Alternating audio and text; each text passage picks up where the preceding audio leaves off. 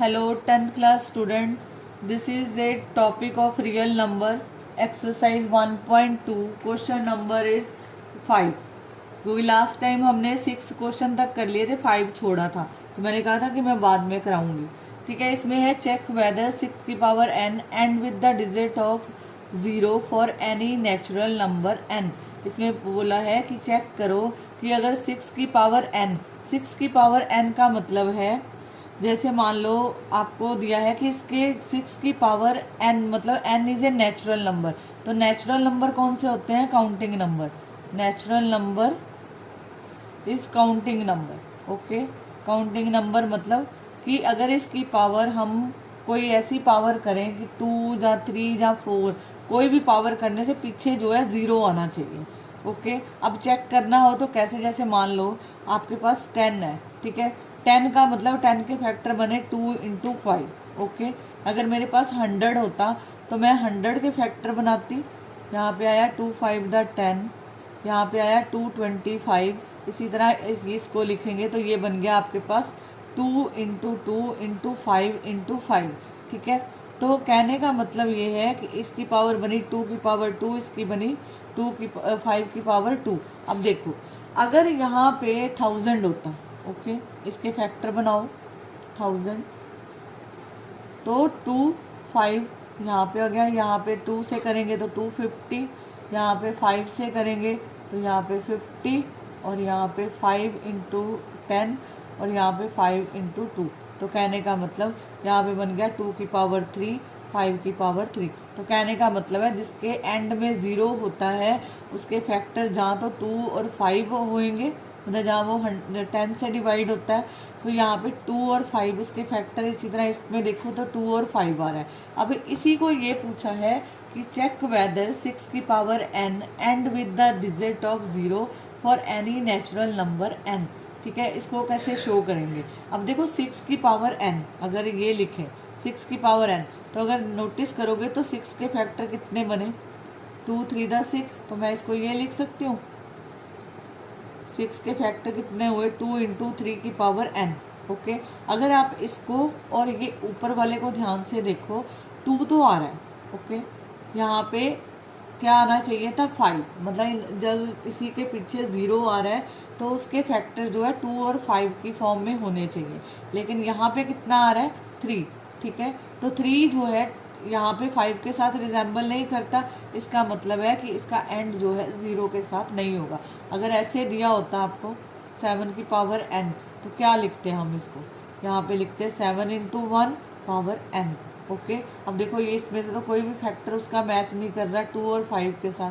तो कहने का मतलब है पहले इसको स्टार्ट कैसे करेंगे क्वेश्चन को कि चेक वेदर 6 की power n and with the digit 0 for any natural number. तो पहले जो है 6 पावर n लिखो जो आपको गिवन है, इसके फैक्टर इसको हम ये लिख सकते हैं. ओके, तो मैं इसको लिख सकती हूँ 2 इंटू 3 की पावर n. ओके, तो मतलब ये बना आपके पास 2 की पावर n 3 की पावर n. ओके, तो यहाँ पे लिखो prime in the factorisation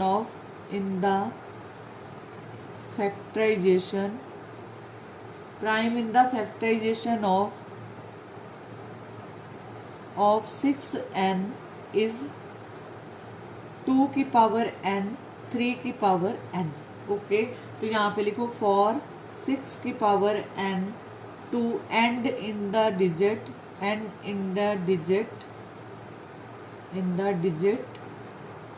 0 prime factorisation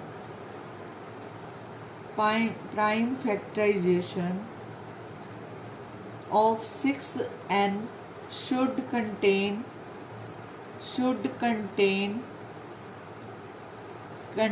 the prime 5. Okay, should contain मतलब उसको करना चाहिए, लेकिन यहाँ पे क्या आ रहा है? 3 आ रहा है. 2 इंटू 3, 5 नहीं आ रहा. देखो यहाँ पे है 7 की पावर n, इसके फैक्टर क्या है? 7 इंटू 1. यहाँ पे ना तो 2 आ रहा है और ना ही 5 आ रहा है. तो कहने का मतलब है कि इसके एंड में कभी भी 0 नहीं होगा. ठीक है, आप एक तो ये वाला है कि यहाँ पे लिखा हमने 6n शुड कंटेन जो है द प्राइम फैक्टर 5, इसीलिए लिखेंगे यहाँ पे there is no natural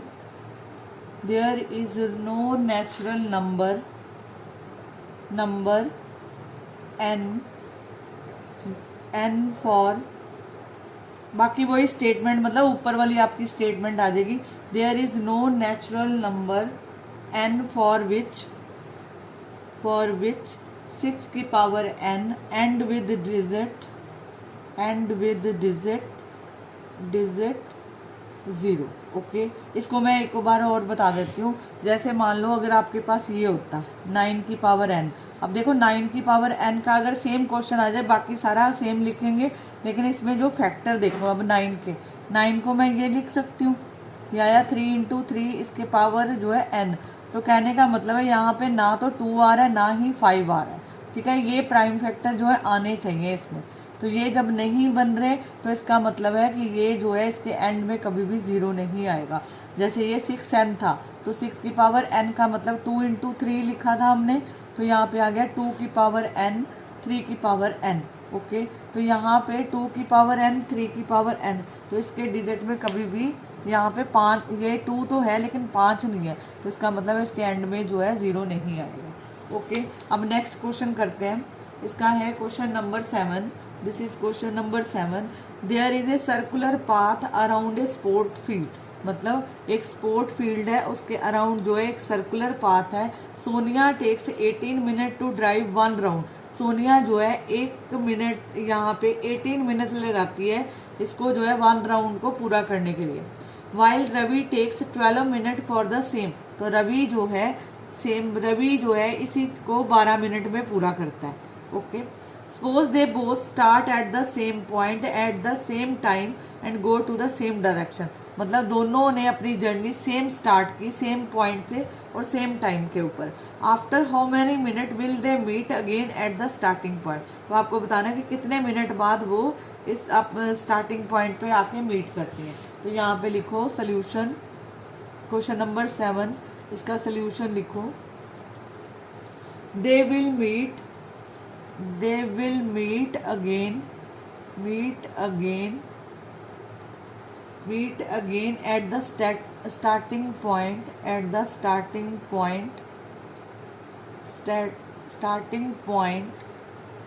in the time which will be equal to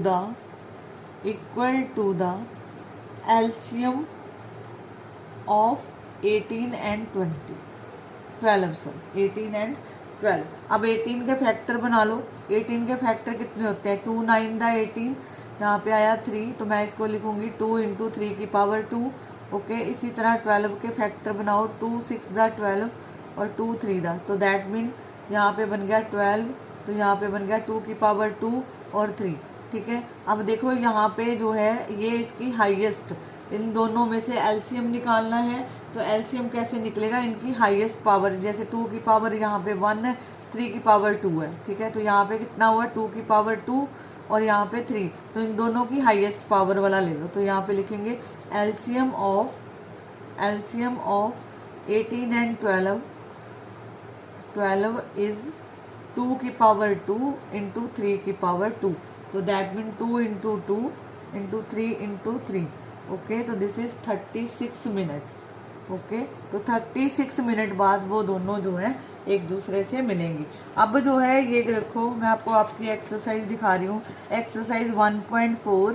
इसमें जो है 1.4 का फर्स्ट क्वेश्चन है कि without actually performing the long division, मतलब लॉन्ग डिवीजन मेथड नहीं लगाना, state whether the following rational number will have terminating decimal expansion और a non terminal repeating decimal expansion. अब देखो टर्मिनेट मतलब होता है कि ख़त्म होना। जैसे मान लो आपके पास आपको दिया हो 10, ठीक है, तो आप इसके फैक्टर क्या बनाओगे? 10 के फैक्टर कितने बनते हैं? 2 इंटू 5, ये टर्मिनेट हो गया, ख़त्म हो गया। ओके, अगर ये होता 101, तो 101 टर्मिनेट नहीं हुआ, मतलब यहाँ पे 2 5 द 10, ठीक है, तो यहाँ पे पीछे क्या बच रहा है? 1 बच रहा है। ओके, तो कहने का मतलब है कि जो टर्मिनेट मतलब पूरा पूरा डिवाइड हो जाता है उसको बोलते हैं टर्मिनेट, और जो टर्मिनेट नहीं होता जैसे √3 है तो ये जो है नॉन टर्मिनेटिंग है, इसकी वैल्यू होती है 1.732। ओके, तो जैसे √2 है, √2 की वैल्यू होती है 1.414, तो ये आगे भी जाती हैं। जैसे हम पाई की वैल्यू लिखते हैं, पाई की वैल्यू होती है 22/7, जहाँ 3.14 और आगे सो ऑन चलता है, तो this is non terminating value. लेकिन जैसे 10 हो गया, 5 हो गया, ठीक है, आगे जो है 20 हो गया, तो ये टर्मिनेट मतलब पूरे पूरे डिवाइड हो जाते हैं। तो इसमें आपको यही क्वेश्चन पूछा है कि विदाउट एक्चुअल लॉन्ग डिवीजन, आपको बिना लॉन्ग डिवीजन किए बताना है कि state whether the following rational number will have terminating decimal expansion और नॉन रिपीटिंग डेसिमल एक्सपेंशन। जैसे मैं इसका फर्स्ट पार्ट ले रही हूँ, यहाँ पे लिखो एक्सरसाइज 1.4 क्वेश्चन नंबर इसका 1। ओके, यहाँ पे लिखा है 13 3125। ओके, 3125 के फैक्टर बनाओ। यहाँ पे 5 6 द 30, 5 2 द 10, यहाँ पे आ गया। यहाँ पे कितना आएगा आपके पास, यहाँ पे आया 5 1 द 5, 5 2 द 10, यहाँ पे 25, 5 2 द 10 ये हो गया, और यहाँ पे 5 5 द 25। तो मैं इसको ये लिख सकती हूँ 13 5 into 5 into 5 into 5 into 5। Okay okay, इसको ये लिखा जा सकता है क्योंकि जो इसका नीचे वाला जो आंसर है वो 2 इंटू 5 वाली फॉर्म में आना चाहिए। ठीक है, मैं इसको ये लिख सकती हूँ 13 इंटू, पहले तो लिखूंगी 5 की पावर 5, तो अगर मेरे को 2 लाना है इसमें तो मैं ये लिख सकती हूँ 13 2 की पावर 0 इंटू 5 की पावर 5, क्योंकि किसी की भी पावर 0 हो तो आंसर जो है 1 होता है। ओके, तो यहाँ पे 1 बना, सेम इक्वेशन बन रही है। तो यहाँ पे जो है हमने इसको लिखा 2 की पावर 0 इंटू 5 की पावर n, तो यहाँ पे लिखेंगे 2 की पावर 0 इंटू 5 की power 5 which is of the form कौन सा, 2 की पावर m 5 की पावर n। तो यहाँ पे लिखो where m and n are non-negative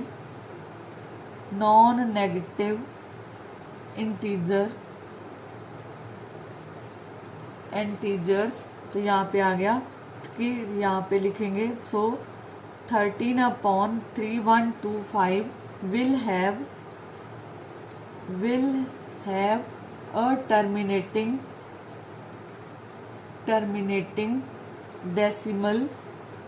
decimal expansion. Okay, hope so आपको इतना समझ आया। ठीक है, मूव करें सेकंड पार्ट पे इसके। अब इसी तरह सेकंड पार्ट करो। ठीक है, सेकंड पार्ट में क्या करेंगे, इसका क्वेश्चन नंबर सेकंड मतलब क्वेश्चन नंबर फर्स्ट का सेकंड पार्ट यहाँ पे है 17/8। ओके, 8 के इसी तरह फैक्टर बनाओ, 2 4 द 8, 2 2 द दिस। तो मैं इसको लिख सकते हो 17/2 की पावर 3। अब यहाँ पे 5 नहीं है तो हम इसको भी सेम वे लिख सकते हैं 2 की पावर 3 इंटू 5 की पावर 0। ओके, तो यहाँ पे आ गया डिनोमिनेटर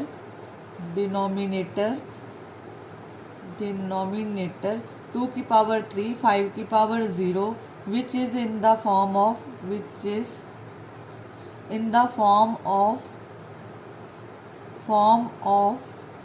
2 की पावर m इंटू 5 की पावर n। तो where m and n are non-negative integer। Okay, this is the answer. Okay, integers तो मतलब कि विल टर्मिनेटिंग, तो ये भी टर्मिनेट होगा। ठीक है, तो 17/18 ठीक है विल हैव अ टर्मिनेटिंग मतलब टर्मिनेट हो जाएगा, ख़त्म हो जाएगा, terminate decimal expansion. Okay, hope so आपको इतना क्लियर है। इसका थर्ड पार्ट पे मूव करते हैं। थर्ड पार्ट है 64/455। ओके, तो पहले इसके फैक्टर बना लेते हैं। 455 के फैक्टर बनाओ, 5 9 दा 45, तो यहाँ पे 5, तो यहाँ पे 3 से जाएगा, तो यहाँ पे 3 के टेबल से अगर हम इसको डिवाइड करते हैं तो हमारे पास 3 से नहीं जाएगा, 7 से, सॉरी 7 1 दा 7, 7 3 दा 21, ठीक है। तो इसके फैक्टर लिखो, तो आप अगर इसके फैक्टर लिख रहे हो तो यू विल नोटिस दैट कि ये जो है ना तो इसमें 5 तो आ रहा है लेकिन 2 नहीं आ रहा, तो मतलब अगर 5 के अलावा या 2 के अलावा कोई भी नंबर आ रहा है यहाँ पे, जैसे 7 और 13 2 के साथ रिजेंबल नहीं कर रहा, तो इसका मतलब है कि ये जो है टर्मिनेट नहीं होगा। ओके, मतलब 2 और 5 वाली फॉर्म आनी चाहिए, दूसरी कोई भी फॉर्म नहीं आनी चाहिए। यहाँ पे 7 और 13 आ रहा है, तो ये जो है तो ये टर्मिनेट नहीं होगा। तो यहाँ पे लिखेंगे denominator, denominator denominator is not of the form of 2 की पावर m 5 की power n where m and n are non-negative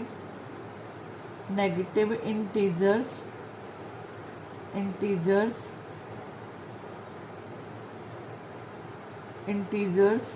तो यहाँ पे लिखो सो 6 4 upon 4 5 5 will have a non terminating decimal expansion। Okay, ठीक है। अब इसके फोर्थ पार्ट पे चलते हैं। फोर्थ पार्ट कौन सा है इसका, यहाँ पे लिखा है 15 अपॉन 1600। ओके, अब 1600 के फैक्टर बनाओ। 2 8 पे जाएगा, यहाँ पे 2 4 पे जाएगा, वापस 2 2 दा 4, यहाँ पे ये आ गया, और यहाँ पे 2 5 दा 10, यहाँ पे 2 25, और यहाँ पे कितना आया 5 5 था। ओके, राइट इट्स फैक्टर, ठीक है। तो यहाँ पे आपके पास बना 15 2 की पावर 6 इंटू 5 की पावर 2। ओके, ठीक है। तो अब ये लिखो डिनोमिनेटर 2 की पावर 6 इंटू 5 की पावर 2, ठीक है, विच ठीक है, जैसे हमने पहले लिखा है which is of the form of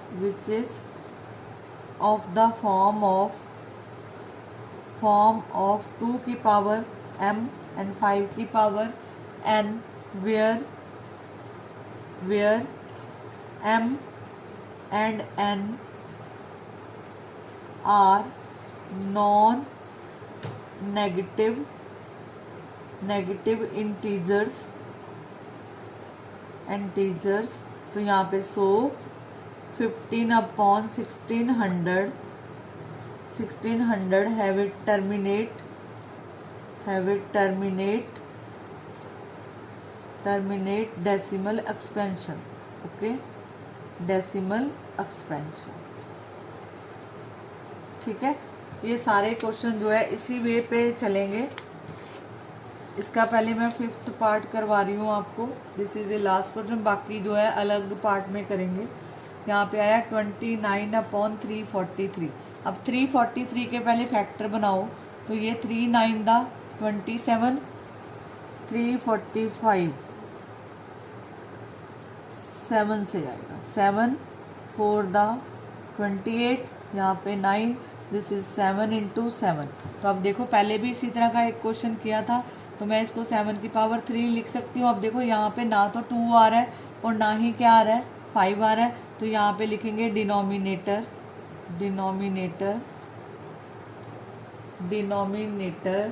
ठीक है।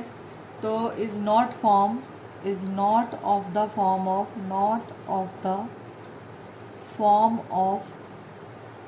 2 की पावर m एंड 5 की पावर n, तो where m and n are non negative integers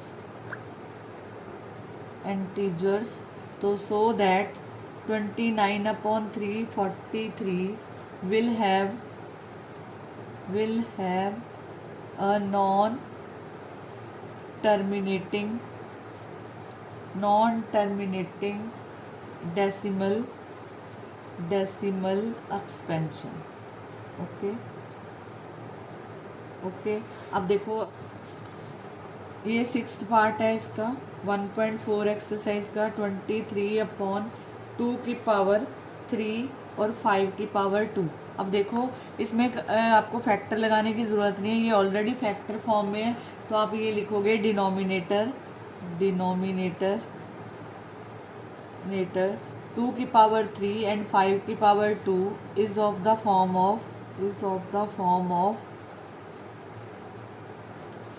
of 2 की पावर m 5 की पावर n।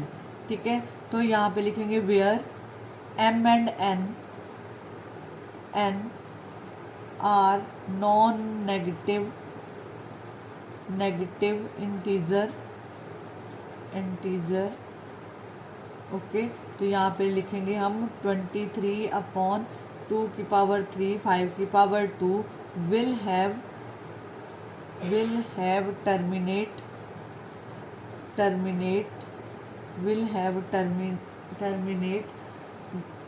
टर्मिनेटिंग लिखो, टर्मिनेटिंग डेसिमल एक्सपेंशन, मतलब टर्मिनेट हो जाएगा डेसिमल एक्सपेंशन।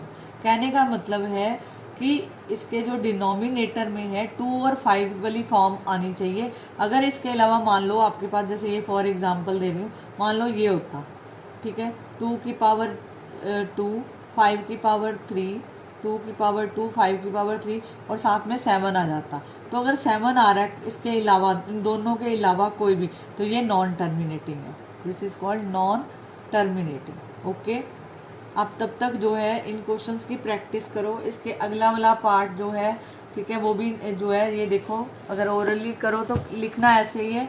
अब देखो यहाँ पे मैंने अभी क्या बोला कि 2 और 5 वाली फॉर्म आनी चाहिए, 7 नहीं आना चाहिए। अब ये नॉन टर्मिनेटिंग हो गया। अब जैसे 6 और 3 × 5, ठीक है, ये भी ख़त्म हो जाता है। ठीक है, इसको करके देखना 6/15।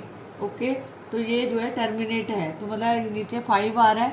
ठीक है, तो मैं इसको लिख सकती हूँ पावर जो है 2 की पावर 0 × 5 की पावर 0। आप ये वाले क्वेश्चन खुद करके देखो और इसकी प्रैक्टिस करो, नहीं तो मैं फिर इसको नेक्स्ट वीडियो में इंक्लूड कर दूँगी। तब तक प्रैक्टिस करो। ओके।